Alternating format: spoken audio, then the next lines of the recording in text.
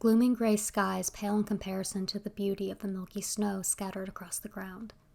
With no more snow appearing to be on its way, and the sun refusing to come out to warm Theodora Clement's skin, she regrettably walks home from the market, a consequence of her spiteful refusal for a ride.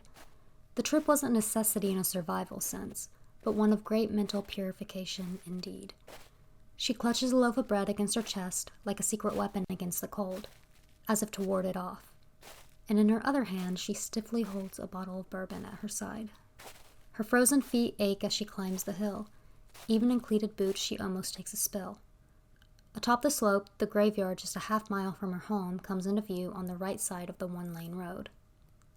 The stones look rather beautiful with snow upon them, and an unkindness of ravens stalk the winter-kissed ground. One flaps its wings at another, and they take turns nipping with their beaks, their black-coated wings opening in a frenzy.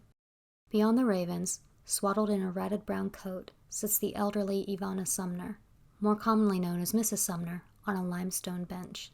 Fascinated, Theodora stops to stare at the woman. Rain, shine, or snow, Mrs. Sumner has made it to the graveyard every day since her husband's passing 3 years prior.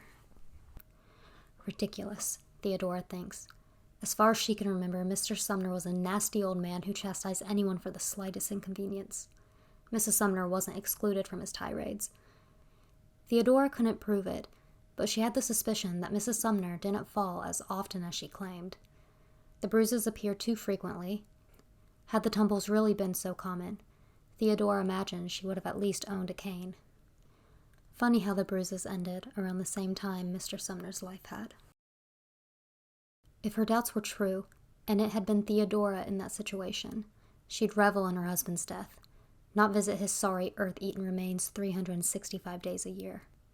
Mrs. Sumner looks up from the gravesite and directly at Theodora, interrupting her judgmental thoughts. Embarrassed she'd been caught, Theodora waves with a synthetic smile and continues on her way. The remainder of the road shows little sign of travel.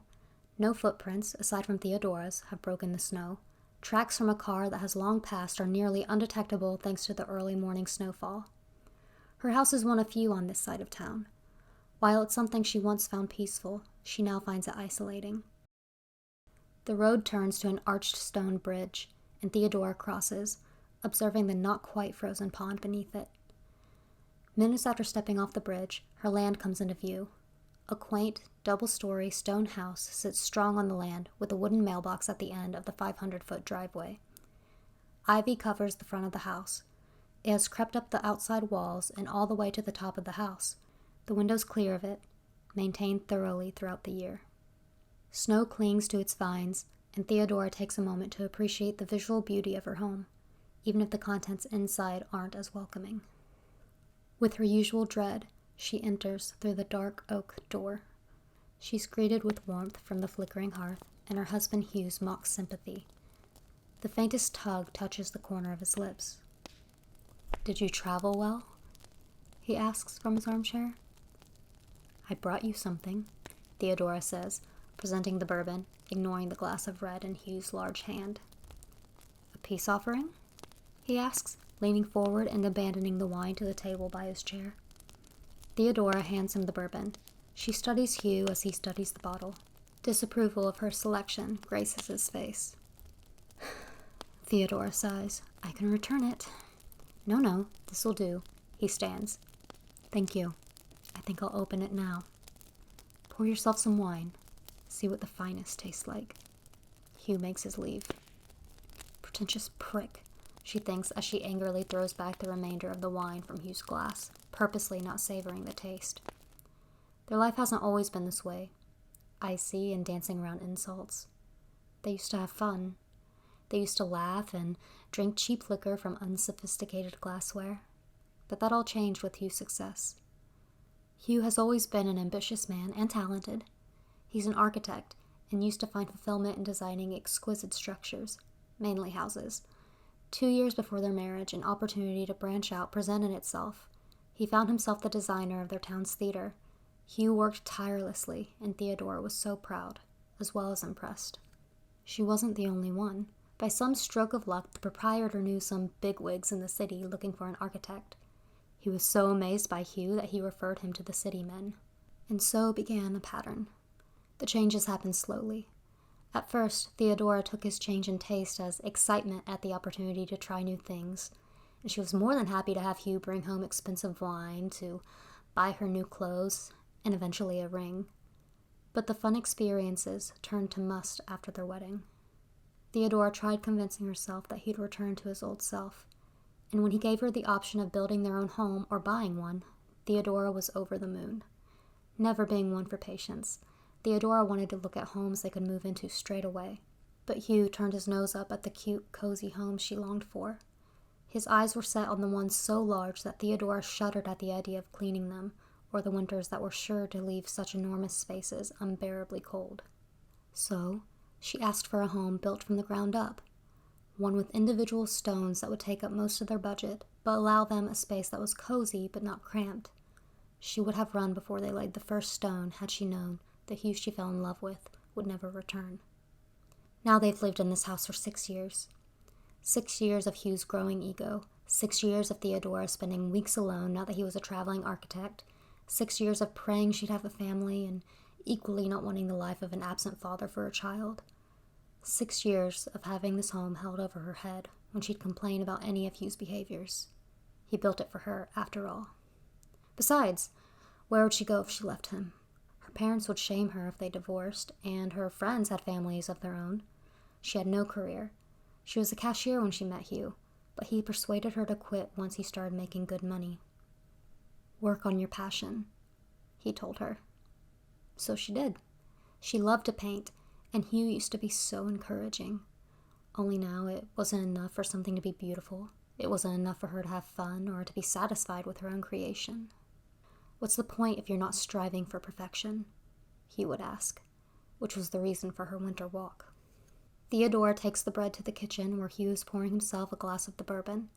She looks at his aged but handsome face and wonders where the man she fell in love with hides inside. The one she had before this one took over. If he's even there at all. And it was then that Theodora understood Mrs. Sumner's daily visits to the grave. Even if Mr. Sumner was a cranky old man, even if he was more than that, there will always be some part of Mrs. Sumner that grieves for the part she loved, just as Theodora will always grieve for the old Hugh. Exactly 1 week later, Theodora finds herself at the market once again, this time with Hugh. "Is there anything else you'll need?" Hugh asks. He leaves for London in the morning and will not return for at least 3 weeks. "I can manage the walk if I'm in need." Mid-sentence, she spots Sebastian Pierce by the produce. "Theodora," Hugh says, and Theodora focuses back on him, briefly looking to the full basket he carries. The snow has died down in the past couple of days, but I suspect it to pick up and to get worse. Theodora chances a quick glance at Sebastian, who is placing apples in his basket. She meets her husband's eyes and sees his genuine concern. Guilt snakes through her. On some level, he still loves her. "I've got everything I need." She smiles at him and looks back to Sebastian. This time he sees her. Being more careful than Theodora, Sebastian walks to another section of the market. Theodora's eyes long after him. "Are you sure?" Hugh asks. Theodora does not answer. For a second, she stares after Sebastian's dark head of hair and fantasizes what it'd be like to be caught. Would Hugh care enough to fight for her? To come back to her? Or would she finally be free? But then, what would become of Sebastian? "Yes, I'm fine, thank you." She briefly touches his cheek. She can't allow herself to get lost in such daydreams or put Sebastian at risk. Her Hugh may be a lost cause, but the man who holds the majority of her heart is not, and he doesn't deserve her carelessness to cause him such grief. Theodora takes one final look at Sebastian, but instead finds Mrs. Sumner watching her from the produce section. Her heart momentarily freezes. She feels caught. But that's absurd. Mrs. Sumner doesn't know a thing. Then, Mrs. Sumner's head turns slowly in the direction of Sebastian and back to Theodora. Though she knows she's being paranoid, Theodora is unsettled. This time, Theodora doesn't falsify a smile as she and Hugh make their way to pay. January snow showers the estate, A dinner spread for two adorns the coffee table, along with Hugh's finest wine. The winter wind howls, and Theodora peeks behind the velvet curtain. A wave of worry washes through her as she watches the vicious wind and concerning flurry of snow rain down from the darkened sky. But as soon as her worry surfaces, a tap at the door eases her. With a sigh of relief, she opens the door, ushering in Sebastian without a second thought. "Whew," he says, dusting the snow from his shoulders and dancing out of his coat. "I made it just in time." He hangs his coat on the hook by the door, where Hugh typically keeps his, and takes Theodora's face in his hands. He kisses her with a slow, deep passion. "How are you?" he asks, tucking her hair behind her shoulders. "Better," she says. It has been well over a month since their last embrace. Instead of asking how he is in return, Theodora selfishly pulls him closer, allowing herself to pretend this is her reality every day. Later, they feast upon a now cold roast, curled up in throws on the floor and propped up against the sofa, both of them 2 glasses deep and laughing over some outrageous work-related fiasco of Sebastian's. "So we have 3 weeks?" Sebastian asks. He takes Theodora's frozen hand. She allows his warmth to comfort her for the moment. "Longer if Mother Nature is on our side." Theodora hopes this will soothe him, but the ever-present ache of their impending departure lingers. "Then we better make the most of it," he says, bringing her hand to his lips. "Is that a new one? It's beautiful." Theodora follows his gaze to the easel in the corner of the living room. She's looking at the canvas that she hasn't touched since her snowy trip to the market. The linen holds a realistic painting of her house. The stars on a clear summer's night shine brightly, illuminating the stone house and the ivy that holds it. "Theo?" She looks at him and nods in response. Hugh refuses to call her Theo, though it's what she prefers. "Theo is a child's name. Theodora is that of a woman," he told her. She and Sebastian clean up dinner, and the weeping wind grows stronger. With both wine glasses in hand, Theodora looks out the window. The snow has piled to the ground and continues to fall ferociously. Barely visible in the moonlight is a figure in the driveway. Squinting, she recognizes the ragged brown coat. Shocked, Theodora races to the door, rushing barefoot into the snow.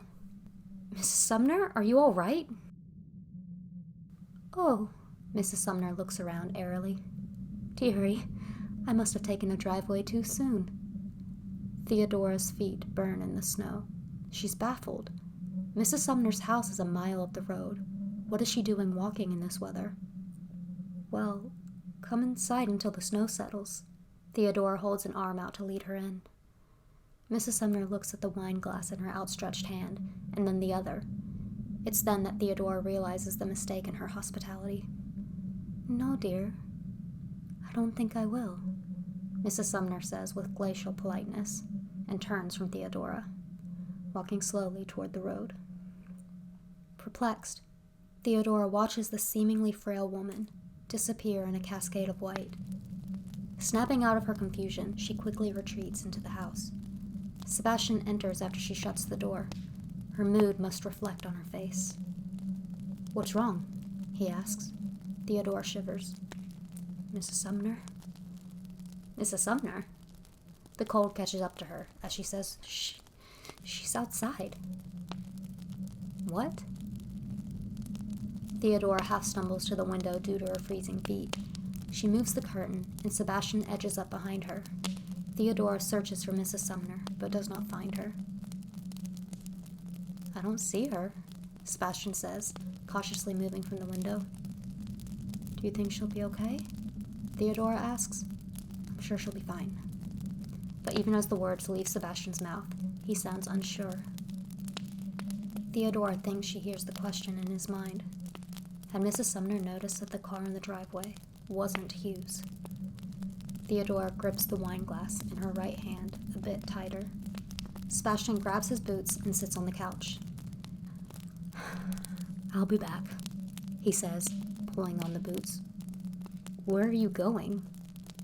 "I'll wait a couple minutes so she doesn't see me pull out," Sebastian says, concerned for their secret written on his face. 10 minutes after he leaves, Theodora hears his car. The headlights shine through the cracked curtains. She peels back the velvet once more to see Sebastian getting out of his car. A quarter way up the window are ivy vines.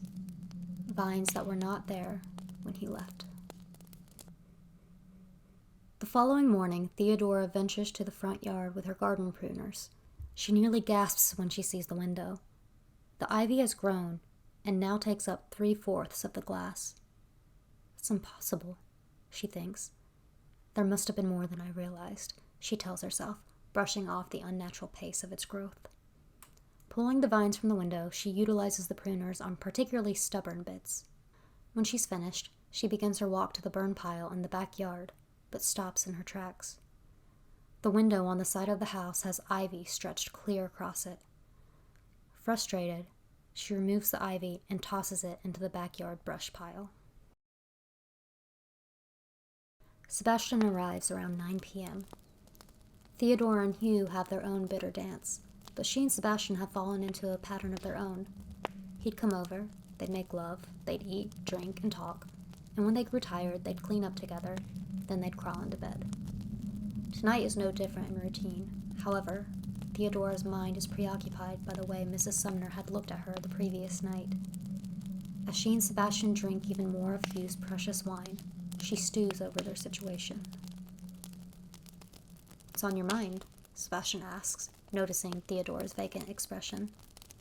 After mulling over her thoughts, she says, "Do you think she knows about us, Mrs. Sumner?" The uncomfortable air accompanying her question fills the room. Even before last night, the way Mrs. Sumner looked at her in the graveyard, and even when buying groceries, made her feel as though she was being judged by the highest order. "I'm unsure, but you do know it would dispel this worry," Sebastian says. She exhales, standing with her wine. "We've settled this. It isn't the time," she says, leaning against the wall. "We'd never live down this scrutiny so long as we're here, and you don't have the money for us to leave. So what?" he asks. "So you wouldn't be the one whispered about for cheating on your spouse. You still have the sympathy from Lizzie." She regrets the words as she says them.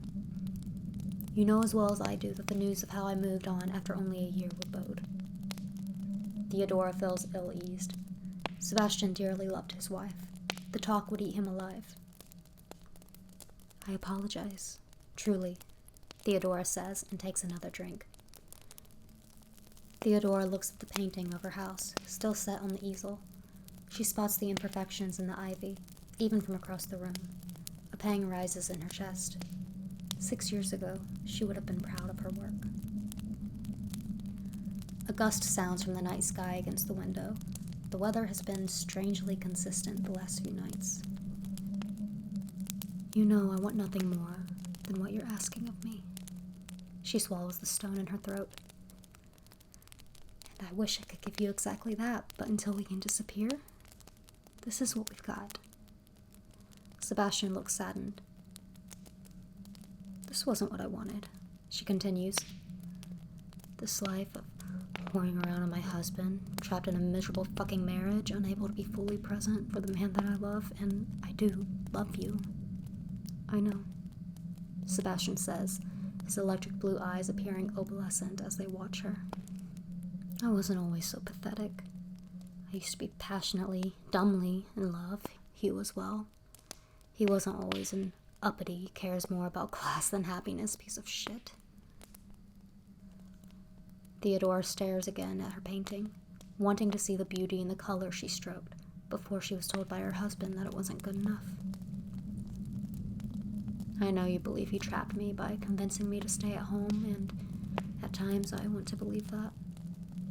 But initially, it was kindness, and a hope that I'd succeed as an artist, sure, but mostly it was love. But surely enough, life has its way.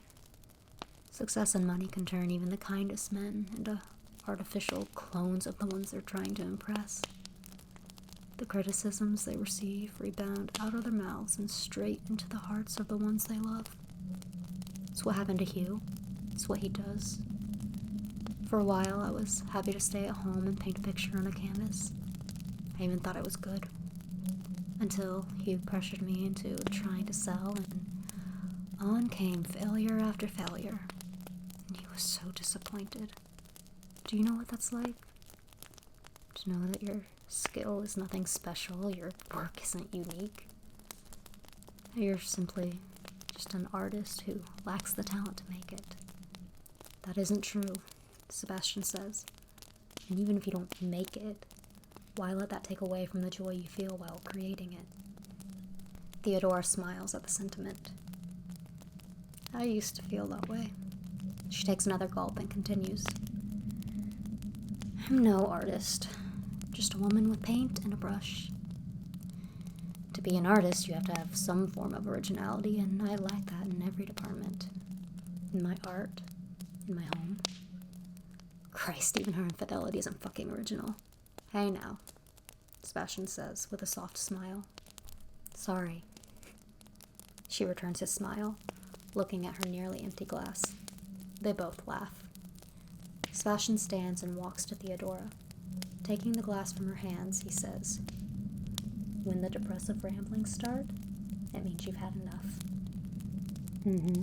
She grins, grabbing the glass and draining of its contents. Fair enough. She hands back the glass and kisses him, feeling the flush in her cheeks from the wine. Sebastian places his hands on her hips and slides her in front of him, leading her to the canvas. Art is supposed to spark some sort of emotion. You might not feel it, but this painting ignites something in me. When I look at it, I'm reminded of the woman I love. And if that doesn't make you an artist, then I don't know what does. He plants a kiss on her cheek. A rapping at the door catches their attention. They nervously exchange a glance, and Sebastian retreats into the kitchen, out of sight. 3 more knocks ensue. Sliding the metal cover from the peephole, Theodora peeks through the tiny glass. I can't believe it, she thinks, unlocking the door to Mrs. Sumner standing in front of her, a flurry of snow as her backdrop. Did you walk? Theodora asks, aghast. She scans the empty driveway and silently thanks Sebastian for having the sense to park in the back. I'm afraid I'm out of flour. Would you be so kind? Mrs. Sumner holds out a measuring cup. Theodora eyes it quizzically. It's 11 at night. Oh, well, you see, I never sleep well at night. Not after Ned's passing. Mrs. Sumner pauses. Anyway, I have a hankering for some cookies. A sweet tooth I've always had, I tell you. She chuckles. Of course, Mrs. Sumner. Theodora grabs the measuring cup and steps aside to allow Mrs. Sumner entry. The kitchen's a mess. Would you mind waiting here? Not at all. Mrs. Sumner sits on the sofa. Theodora takes note of the only plate and 1 glass on the coffee table. Sebastian must have snagged his on his way to the kitchen. When Theodora enters the kitchen, Sebastian is standing against the wall. He's obviously been listening. What the hell? He mouths. I don't know. Theodora mouths back, shrugging. After retrieving the flour, she returns to the living room, putting on her best smile. Here you are. She hands the flour to Mrs. Sumner. I do appreciate it, Theo. Theodora pauses. You called me Theo. Isn't that your name? Mrs. Sumner asks innocently. It is, Theo says. No one, aside from her close friends and Sebastian, call her Theo. Not since Hugh started introducing her as Theodora. She walks Mrs. Sumner to the door, the wind biting her face as she begins her goodbyes. Be careful on your walk. But the old woman isn't listening. Mrs. Sumner? Are you certain you don't want to stay until the wind calms? Theodora practically feels Sebastian cringe at the thought of having to stay hidden for God knows how long. She loathes her own hospitality. The ivy is beautiful, Mrs. Sumner says, eyeing the ivy-covered stones. Be careful with those vines, though. They spread, and I liken the home like a pulse. It must stay steady. It can sense when there's an infestation. It knows when it's being attacked. Theodora listens, with slow, uncomfortable breaths. Mrs. Sumner's tone hints at violence. "The wind's picking up," Theodora says, hoping to hurry her along. "If I feared the wind, my dear, I would have requested a ride from Mr. Pierce." Theodora's stomach drops. "I'm sorry? His car is parked in the back, is it not?"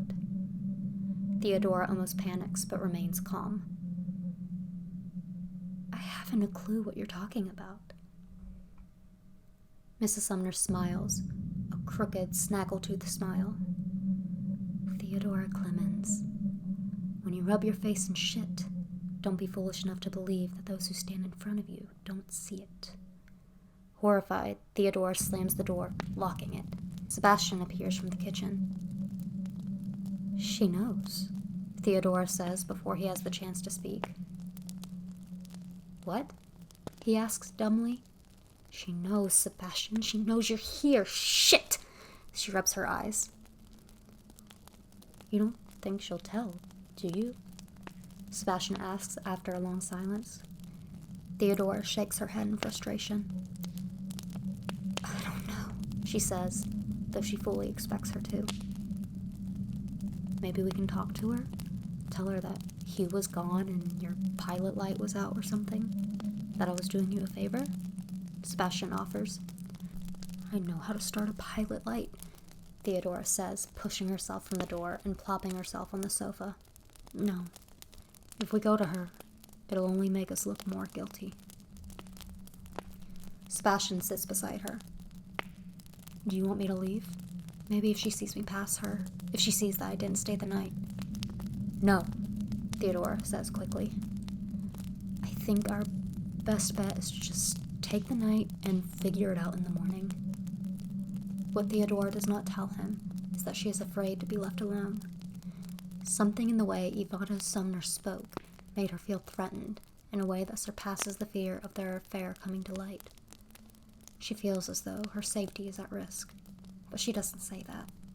How can she tell Sebastian that an elderly woman put such fear in her? No, he can't leave. Whatever story they must fabricate to relieve Hugh, they will. But she would not be left alone tonight. So, Theodora and Sebastian finish the routine of cleaning up the remnants of dinner. They shut off the lights in the kitchen and the living room. Sebastian puts out the fire in the fireplace, and they climb the cool steps to the guest room.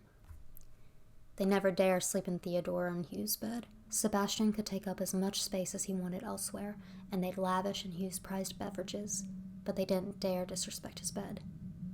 Not that it really matters. Not when they've already broken his trust. It's silly, but it's the one line they will not cross. The guest room they enter is the first on the hall. There is another halfway down, and the master bedroom is at the very end. They light a fire in the fireplace and climb under the cloud-like softness of the goose feather comforter. Listening to the crackling of the fire, Theodora feels the stillness of the house, even more so than usual. Even in the stillness, she feels it breathe. Each crack of the orange flame seems to elicit a howl from the wind, like they are in some sort of song and dance. Crack howl, crack howl, crack howl. It seems fitting, just as every hit of Hugh's words over the course of their marriage encouraged a cry from Theodora, no matter how loud or soft.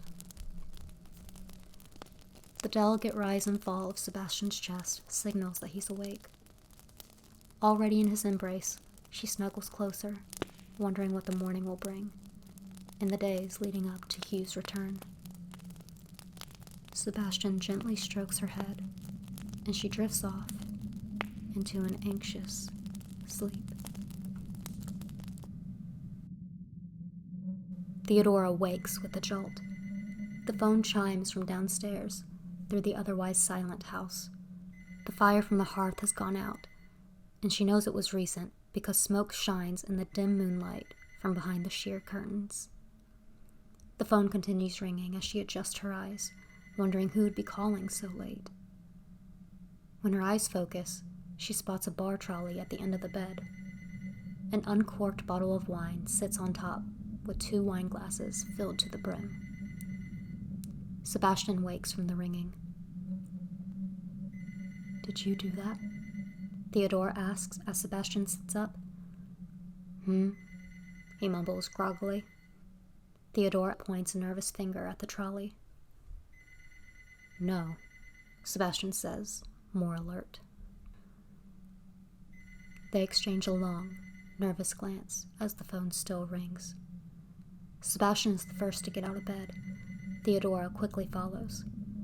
On their way to the door, Theodora eyes the crimson liquid in the glasses suspiciously. Sebastian opens the door. Theodora crosses her arms in a shiver as they step into the hall. It carries the echo of the phone. She's still thinking about the wine as they make their way downstairs. Before they reach the bottom, the flickering of the fireplace dances on the walls. They pause.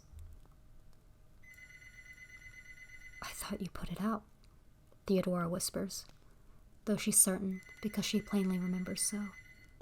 Sebastian holds his arm out to keep her back as he walks the remainder of the steps. His arm is still outstretched to signal his desire for her to stay put, but she catches up to him. The phone stops ringing. They're left in bone-chilling silence. Theodora scans the room. Aside from the fire, nothing seems out of place. Even the door is locked. She makes for the kitchen, but Sebastian catches her by the wrist. "The back door," she says, barely audible. They check the kitchen together. Again, all is in place, and the door is locked. They head back to the living room. "Hugh?" Theodora shakily blurts out. She is met with silence. "Ring. Ring." Theodora and Sebastian jump at the ringing. Theodora walks to the side table where the phone sits and picks up the handle, slowly putting it to her ear. "Hello?" It comes out more like a breath. "Hello?" she asks again with more clarity. "Theo," Sebastian says. His face reads of confusion and fright. Following his gaze, Theodora notices vines creeping in from under and above the front door.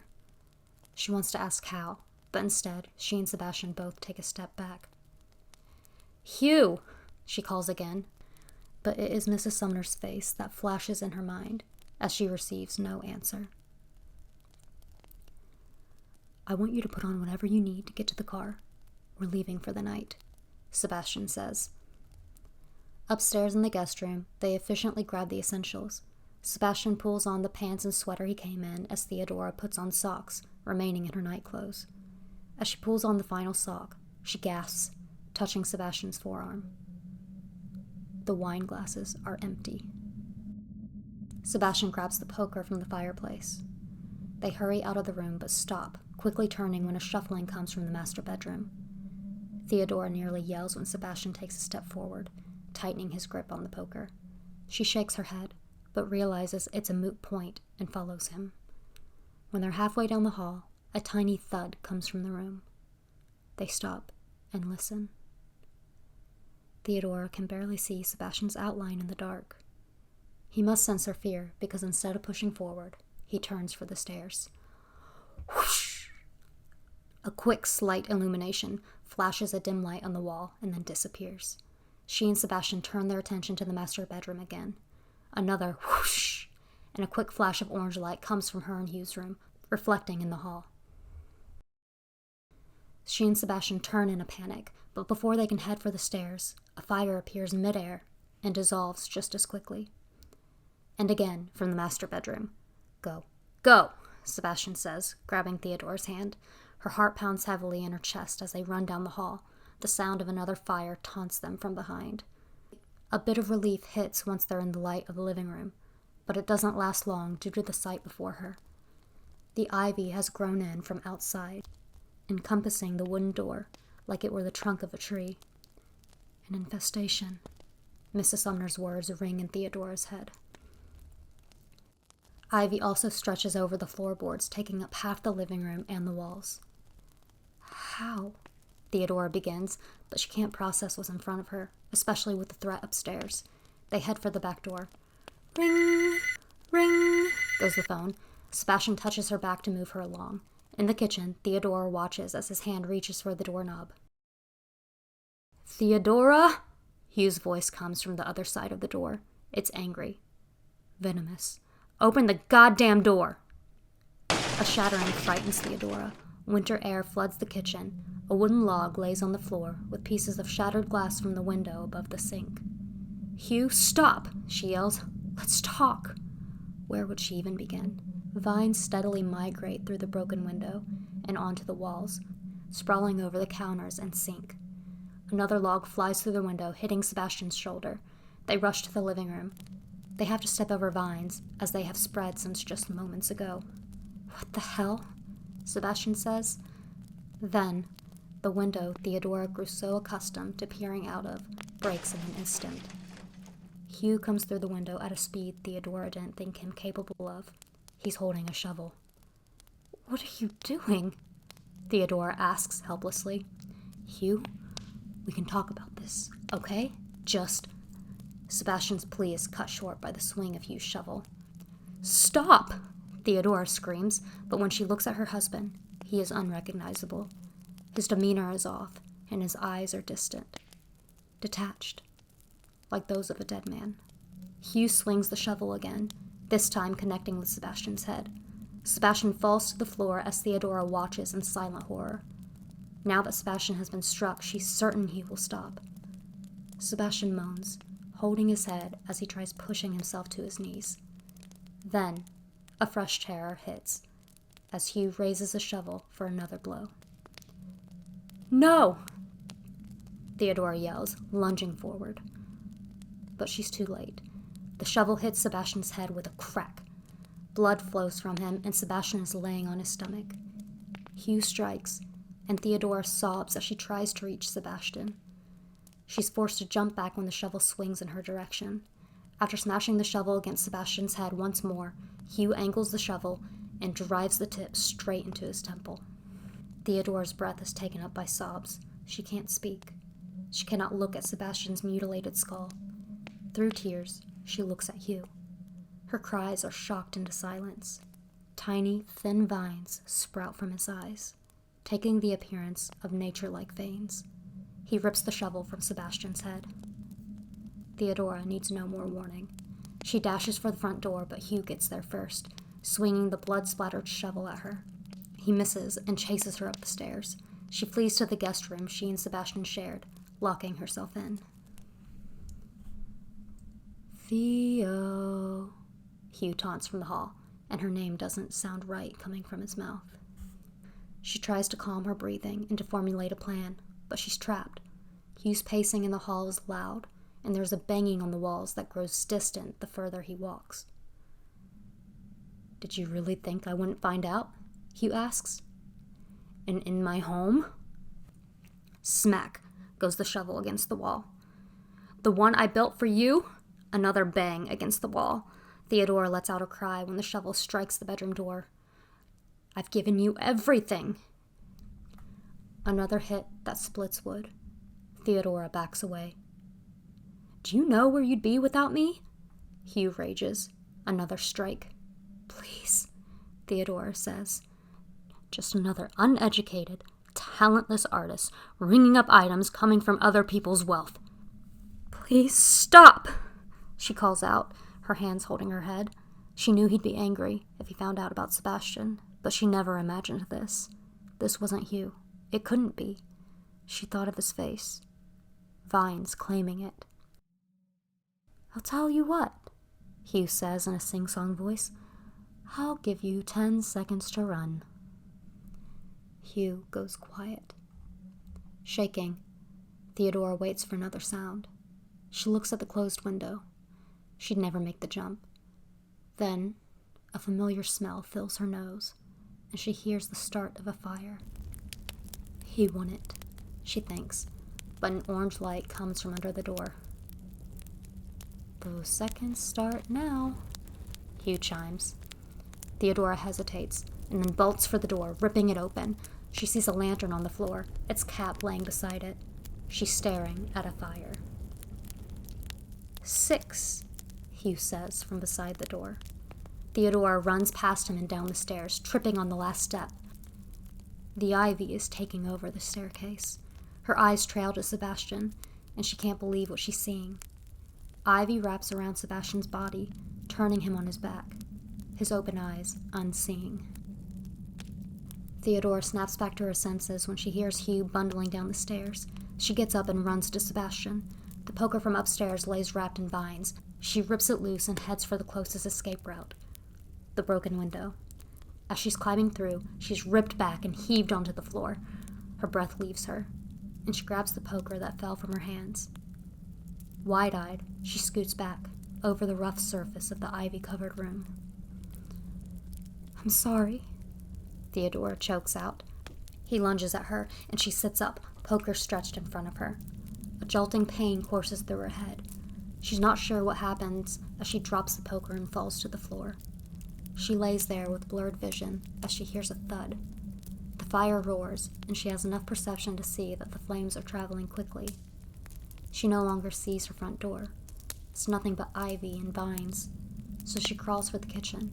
She's horrified to discover that it, too, is taken up by the plant that's clung to her home and that she has loved for so long. Knowing it will be easier to climb through the living room window than the one above the sink, she pushes herself up and wobbly makes it back to the living room. Her vision focuses, and she sees Hugh on the floor, the poker lodged in his right eye. She feels lightheaded and looks away. In a state of shock, she freezes. In front of the door is Mrs. Sumner, staring at her coolly with a look of indifference. "What are you?" Theodora barely gets out her incomplete sentence. Suddenly, Theodora feels faint. She tries walking, hoping she can make it to the window, but she collapses. The last thing she sees is Mrs. Sumner holding her stare, ivy retreating from the room and confining itself only to the outside structure. Theodora is left to burn inside the stone house that is blanketed in ivy.